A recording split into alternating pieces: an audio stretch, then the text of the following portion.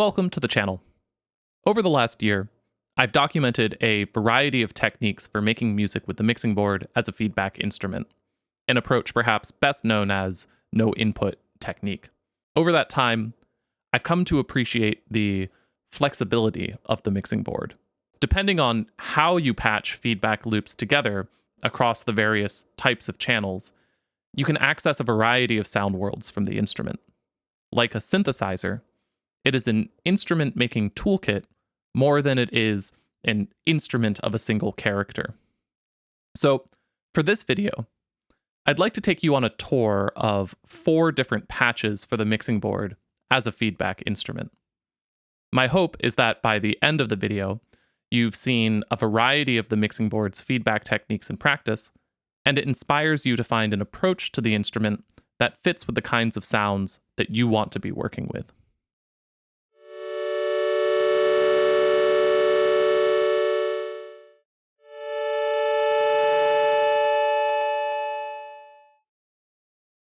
I want to start with an approach to the mixing board that will perhaps surprise you. By tuning up a collection of separate feedback loops, we can make a paraphonic drone machine out of the mixing board. By paraphonic, I mean that we have multiple simultaneous pitches or voices that are then processed together before the signal leaves the mixing board. This term contrasts with monophonic, one voice, or polyphonic, which treats each voice entirely separately. This patch makes use of the channel inserts to create multiple independent feedback loops that can each be tuned to a stable pitch. These jacks on the back of the 1402 here are usually meant to insert an effect onto the channel using the tip and ring parts of a TRS connection as the send and return for the channel. However, the manual for the Mackie 1402 details how you can create a non-interrupting output from the channel insert by inserting a TS or tip sleeve plug only to the first click. Let me show you what that looks like here. So on these back connections, they can go in one click and then a second. By only going to the first click, we create this non-interrupting output. And by a non-interrupting output, I simply mean that the sound continues to flow uninterrupted from the channel while simultaneously being available at the channel insert output here. So for starters, let's patch up 4 of these voices. By connecting this output directly back to the input of the channel, we get a feedback loop that is not affected by the EQ or the gain control of the channel. Only the preamp controls will affect the internal state of the feedback loop, and these can be used to control the pitch of the voice.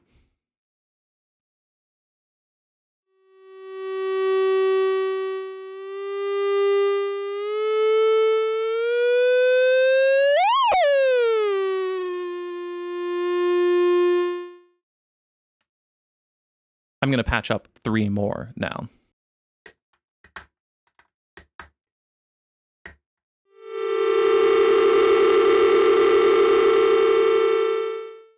Using a tuner, or our ears and personal taste, we can tune these different voices to any set of interval relationships, creating whatever harmonies we want.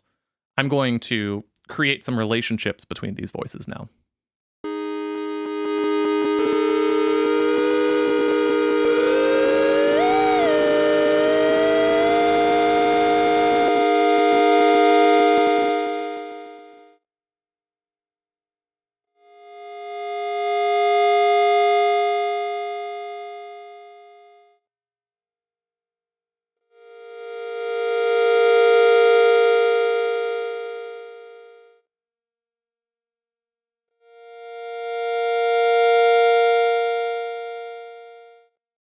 Now, of all the harmonic relationships that we can construct between 2 voices, there's one in particular that I want to highlight. When 2 voices are tuned to nearly the same pitch, you get a slow, rhythmic interference pattern between those 2 voices.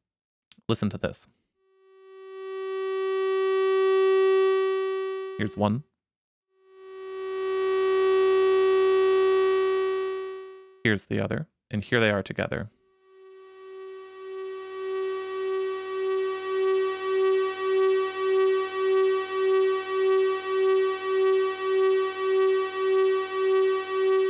This lovely movement, conventionally called a unison effect on many synthesizers, lets you create richness and subtle complexity around a single pitch. This unison effect is particularly effective when we add additional distortion to our signal. To demonstrate this, I'm going to add one more cable to this patch, connecting the Alt3 output on the back of the mixing board to one of the channel inputs here. Because this is not a channel insert, I'm putting this cable in all the way instead of just to the first click. On the Mackie 1402, when you mute a channel, it doesn't mute it so much as redirects it to these Alt3-4 outputs. By routing some of our channels together through the 3-4 output and then back into a single channel, we can distort that channel to add additional harmonics.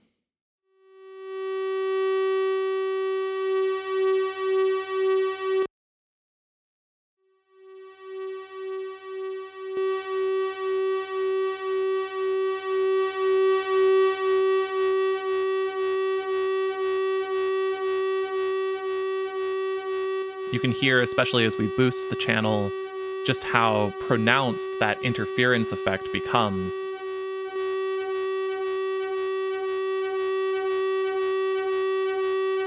As you can hear, the interference patterns created by the unison detuning interact with the distortion in a really lovely way. As we bring in our other tones and use the EQ to sculpt the sound a little bit more, we can really shape those tones in a variety of intentional ways.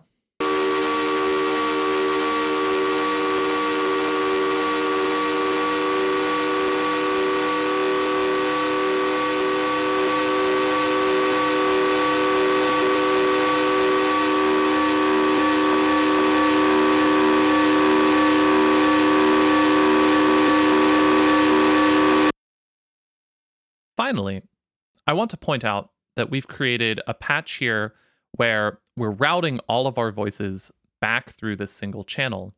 And this creates additional opportunities for working with the dynamic contour of our signal. We can control the loudness of the sum of the voices on the mute channel here, or we can control the individual prominence of each voice separately before we send them into the channel. Using the mute button here, we can create abrupt stops to our sound, which let us do plucky envelopes. If I bring this up while muted and then unmute and bring it down, we can get a sharp start or attack to our sound and a longer decay. And depending on the speed at which we bring it down, we can shape that contour or envelope however we want. This patch has transformed the mixing board into a powerful machine for harmonic drones or even a relatively simple version of additive synthesis. By routing multiple channels back to a single input, we've created a paraphonic container for these multiple voices, which lets us shape their dynamics and their harmonics all together.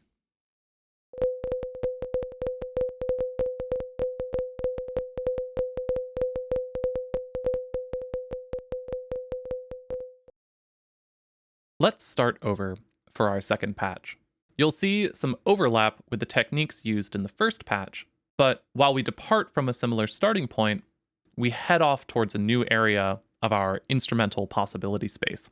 I'm going to start again by patching up a few isolated feedback loops using the channel inserts. This time, however, I'll be leaving the low cut switch disengaged for each channel. The more amplification that we put into a feedback loop, the lower the pitch of our voice will go. Without the low cut filtering, there's nothing to stop that feedback from going into the sub audio range. Let me show you what that sounds like.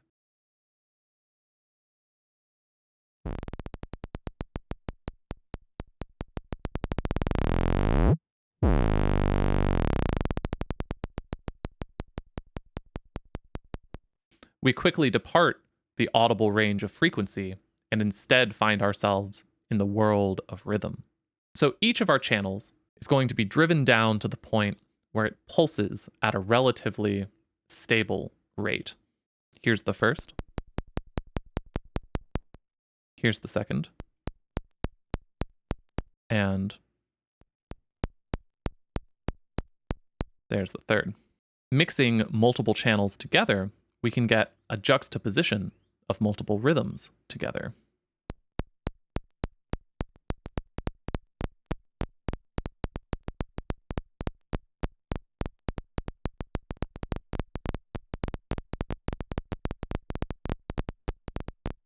Now, I'm going to add to this patch another cable. One of the most flexible types of channels that we can patch up here on the mixing board is an auxiliary send feedback loop.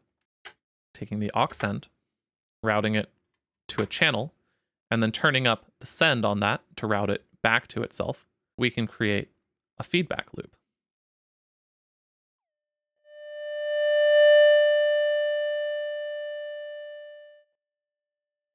It oscillates just like the other channels that I demonstrated before. However, just before the point of oscillation, where the feedback leaps up to become an audible tone, there's still feedback running through this channel. With the EQ settings on the channel, we can construct a resonant filter.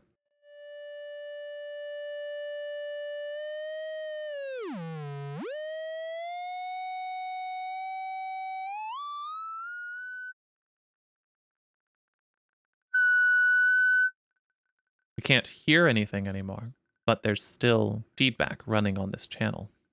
When a pulse or click is sent to the resonant loop, it will ring out at the frequency that we're on the sort of edge of oscillation for. I'm going to open up our sends a little bit here.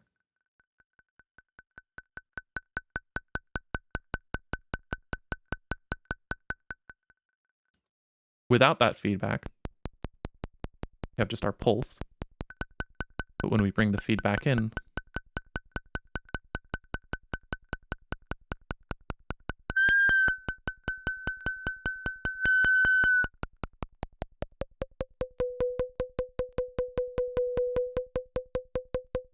and using the EQ, we can adjust where that frequency point is.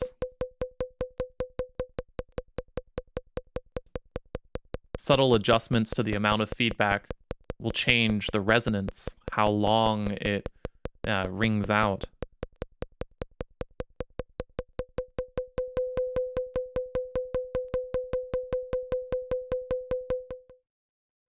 And of course, we can bring back in our other channels for more complex rhythms of ping.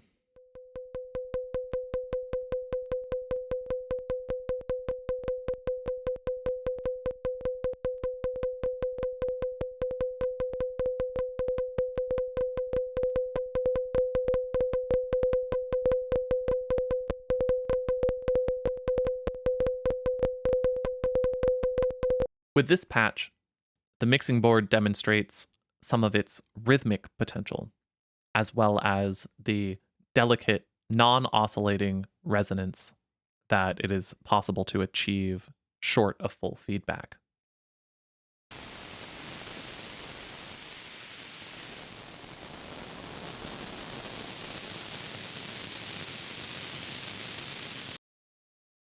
With patch 3, I want to embrace noise. Noise can be a contentious term, often used to describe unwanted sound.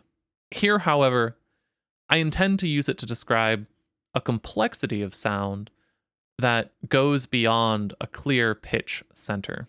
There are a few ways to access noise on the mixing board, and the exact character of the noise will probably depend on the individual particularities of each mixing board. But to start, I want to demonstrate how to amplify the inherent noise of the mixing board. All electronics contain some level of noise. Normally, you try to maximize the difference between your signal and the noise floor of your environment. But by amplifying that noise floor, we can use it as a tool for sound making. Depending on your mixing board and your setup, it can take quite a bit of amplification to bring this noise up to a workable level. Usually, one channel on the mixing board is not enough. But by chaining multiple channels together, we can amplify this noise further than we can on a single channel. Oftentimes, with a mixing board like this one as well, there are certain points on the preamps that are exceptionally noisy. We can find inconsistencies or flaws in the mixing board that we can take advantage of with this additional amplification to get really beautiful noise sounds out of the instrument.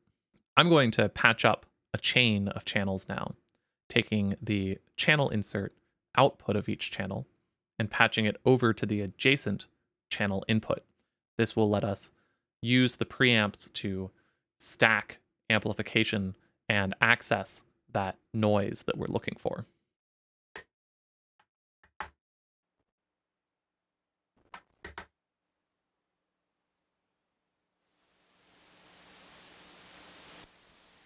Oh, do you hear that?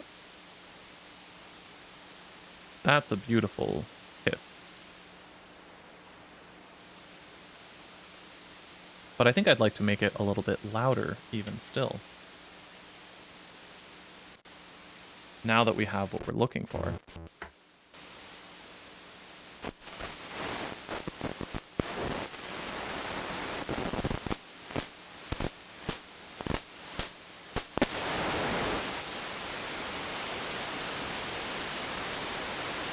You can hear there are all of these different sounds that we're able to extract from these preamps here as we add more gain through channel chaining.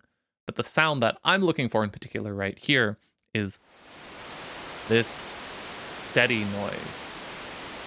By pushing the preamps farther, you saw we can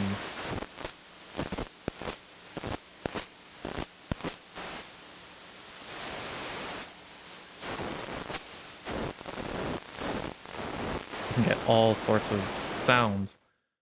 Now, using the EQ of our channel, as well as the sort of the gain staging that we have along the way, we can get all sorts of both interference patterns in our noise, but also shaping the overall tone of it.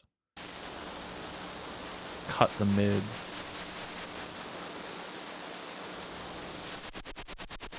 Boosting the lows, we can start to get this unstable fluttering that we can cut out as well.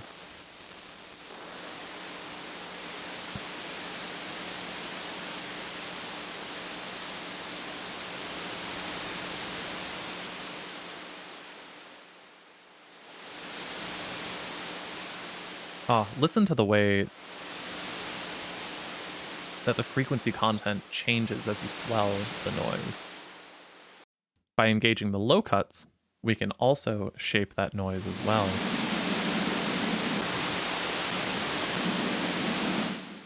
There are endless uses for this noise once you start to give it a bit of shaping and start to push it in different directions. And in particular, I really like the way that it sounds with a resonant, non-oscillating channel like the one that I showed in the previous patch.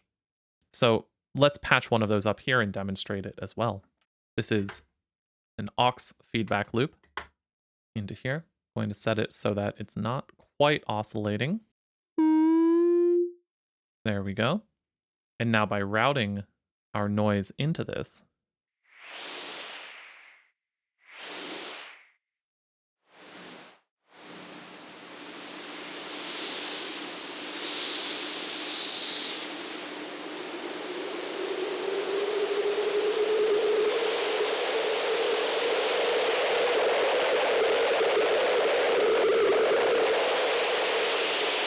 that boundary between non-oscillating and then oscillating feedback with the noise pushed into the system gives us all sorts of really cool sounds to work with. Now, in my experiments with the mixing board, I found a second way to generate noise that I would like to demonstrate as well here. This previously demonstrated method is effective, but it's not very compact. It takes a lot of channels, and ideally, we'd like to also be able to use some of those channels for other things. This second method that I'm going to show you is a little more experimental, in my opinion, by which I mean I don't really know about the long-term effects of this technique on the mixing board or how transportable the technique is to other devices, but it effectively generates noise from just a single channel. So what I'm going to do is I'm going to take one of my tip sleeve TS cables here on the channel insert just to the first click, just like all of the other patches for establishing oscillators. I'm going to then take the other end of it and put it into the channel also only to the first click. From there, I'm going to pull it out slightly. So it's not all the way out loose, but it's not in at the first click either. It sort of is in between those two states here. And then as I adjust the preamp, I can bring it to a point where it generates noise for me.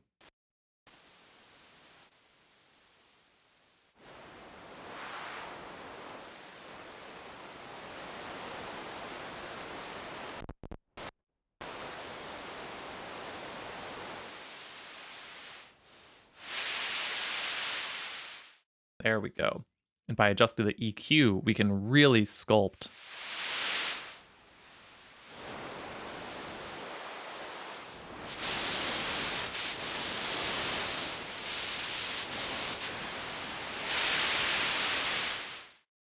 We can really sculpt the profile of the sound on a single channel here. It's a little peculiar, but it works really well for me.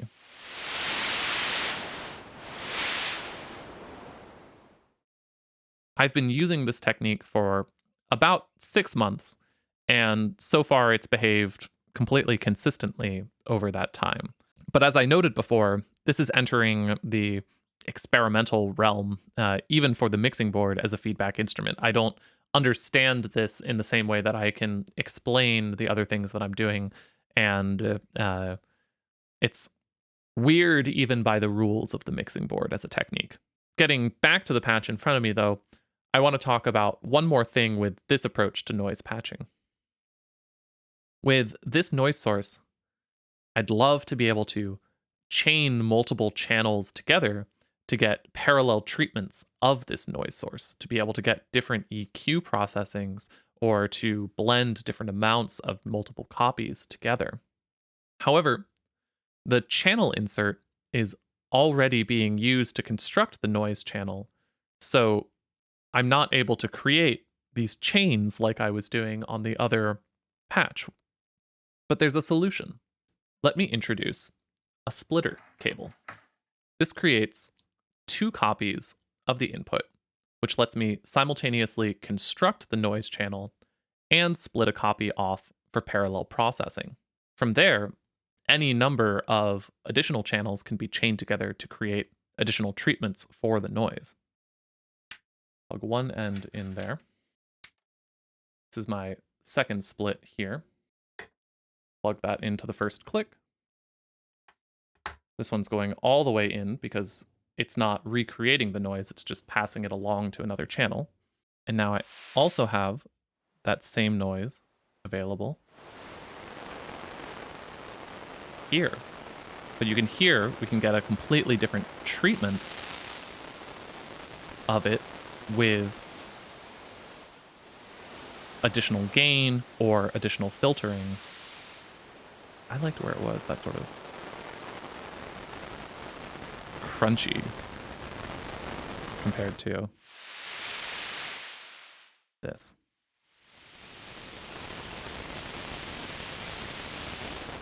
Now I have a crunchy version and a fizzy version of the same noise channel. From here, like I said, I can come out of channel 2 into channel 3 here. And let's go really high end.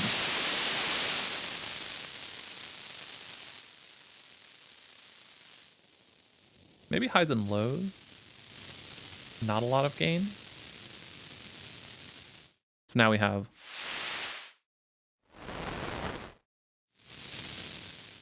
three different treatments of the same noise loop, and we could add as many more as we want, and we can blend these together.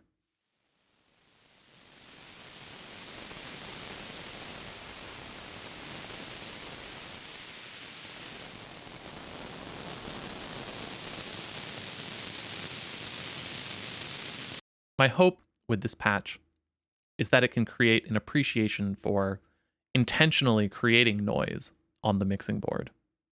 Noise can be useful in a variety of contexts, from subtle addition to other sounds to being appreciated and multiplied as the primary feature of sound work. With the introduction of channel chaining and splitter cables, we also see new ways to develop more complex routings between channels on the mixing board.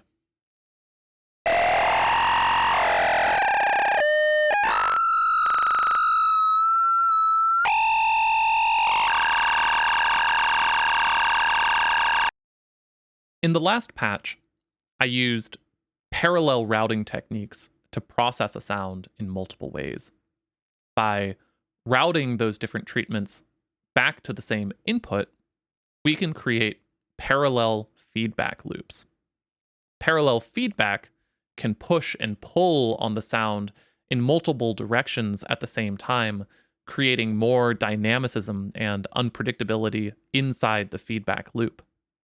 Starting once again from the blank mixing board, I'm going to patch up a few channels based on the two auxiliary feedback loops that I have up here on the Mackie 1402. For each feedback loop, I'm going to introduce parallel feedback using the splitter cables. So in this case, for aux 1, I'm going to choose channels 6 and 7 here to process the aux 1 send. For aux 2, I'm going to use these right angle cables that I like here because they're a little more compact, and it will also visually distinguish the aux 1 and aux 2 feedback loops.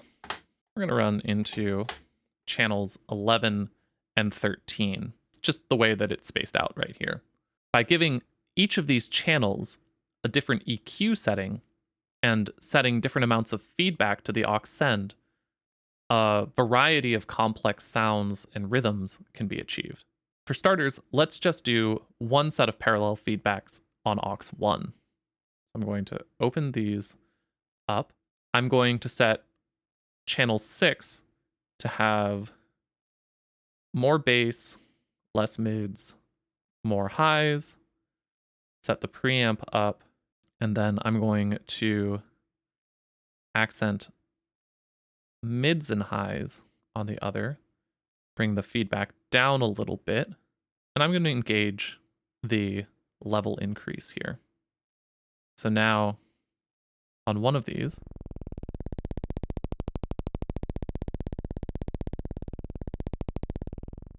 we have a really lovely sort of pulsy, chittery click. And we have a high, unstable tone on the other channel. As we bring these up together,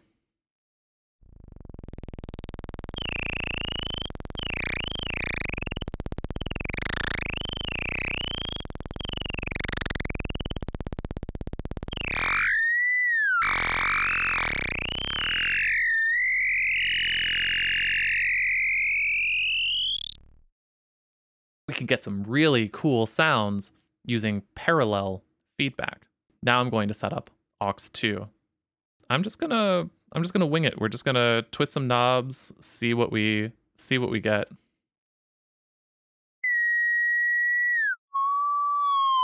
That's fun. Pretty low. Let's see what happens.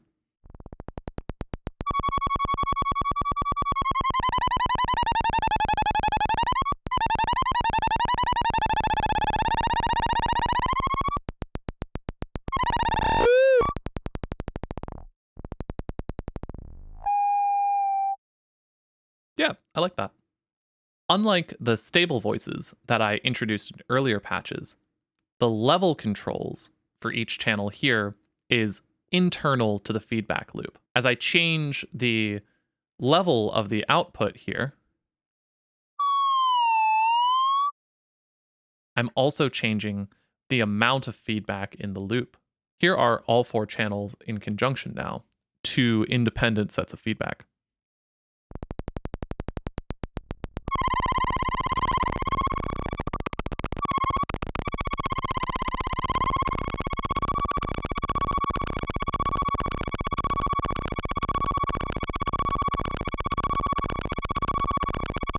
As a final introduction of complexity between these 4 channels, I'm going to add a little bit of each auxiliary send to the input of the other, so that a small degree of aux1 affects aux2, and a small degree of aux2 affects aux1, using the other sets of sends on those channels.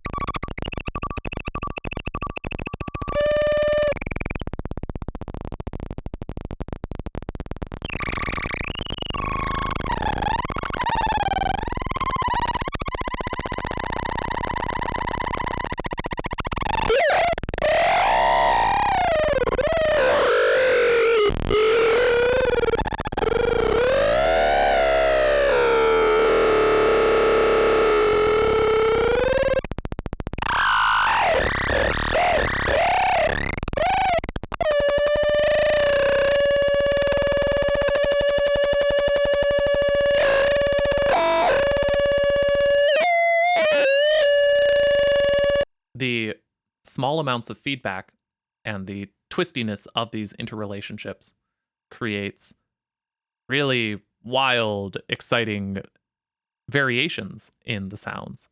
With the faders on the 1402 here, I can quickly explore the various regions of that possibility space created by the patch, thinking of each of these 4 faders as a primary parameter for our state space. What blend of A, B, C, and D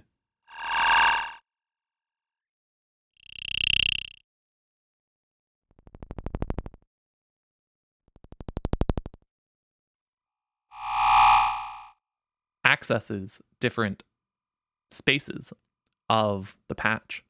I hope the results of this patch demonstrate the rich instability of parallel feedback routing. The response of the feedback system to each slider is not entirely linear, as the complexity of their relationships can cause sudden and prominent divergences between adjacent state spaces. Paired with a good method of interaction, like the faders here, these unstable feedback systems are great for performance and dramatic sound making. Through these different patches, I hope that you can hear just how flexible the mixing board can be as a feedback instrument. It can fill various roles in a variety of musical projects, generating rhythm, harmony, and subtle texture, as well as dynamic chaos and noise. There is not one sound identity for the instrument, but instead a wide space of possibilities depending on how you decide to build a patch. Something that I want to emphasize coming out of this tour is that none of these patches are exclusive from each other. Depending on the size and configuration of your mixing board, you can combine any of these techniques together to customize your feedback instrument. Noise channels and stable oscillators can combine with each other and with more complex parallel feedback routings to build intentional sound worlds. If you're looking to explore these techniques in more detail, I encourage you to look at my other videos on the topic, as well as the work of other musicians who have documented their practices with the mixing board as a feedback instrument. Feedback can be unpredictable and it can get quite loud, so it's important, especially as you're starting out, to approach the instrument cautiously and to protect your ears and your speakers.